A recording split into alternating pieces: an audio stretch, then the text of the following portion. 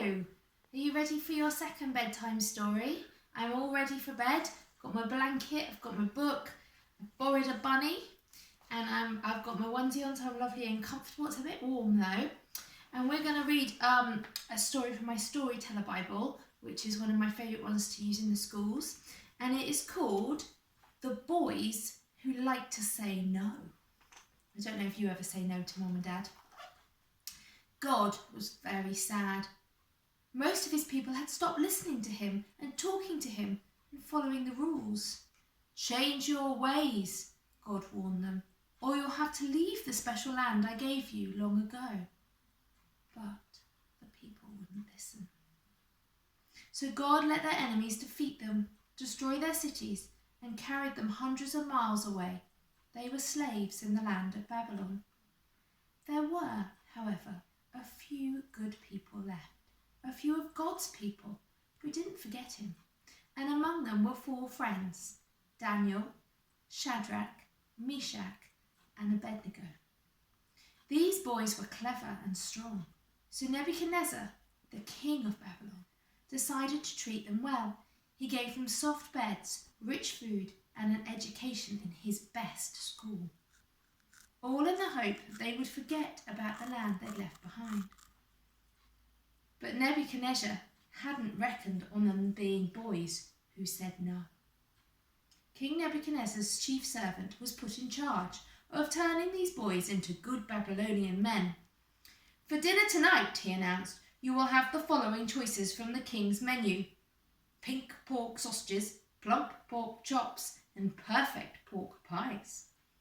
The king's food looked good, but Daniel, Shadrach, Meshach, and Abednego knew it was something that God's rules said that they could not eat, the rules that they had learned in the land they came from, the rules that their God had given them, the rules in the land that God they had promised never to forget. So they turned to the king's servants, and all together they said, no. The servant couldn't believe it. No pink pork sausages, he said. No, said Shadrach, but I wouldn't mind a few carrots. You'd like that. No plump pork pies?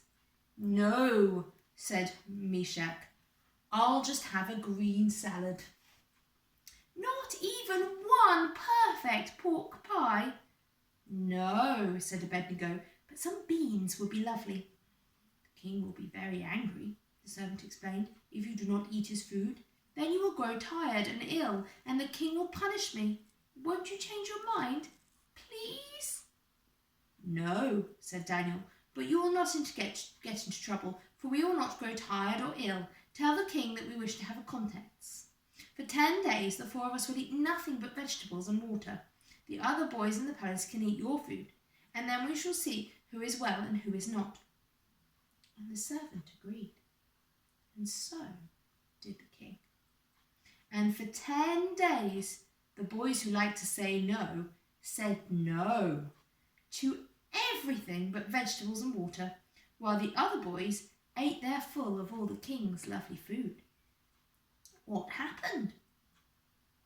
The God who Daniel, Shadrach, Meshach, and Abednego would not forget, didn't forget them.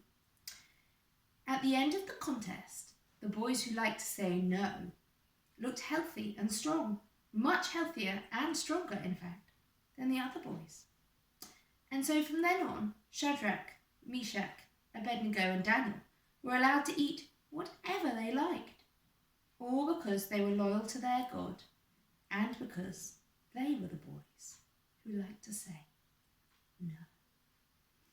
And tomorrow we're going to find out about the men who like to say no. I hope you're enjoying your half term, and I shall see you tomorrow.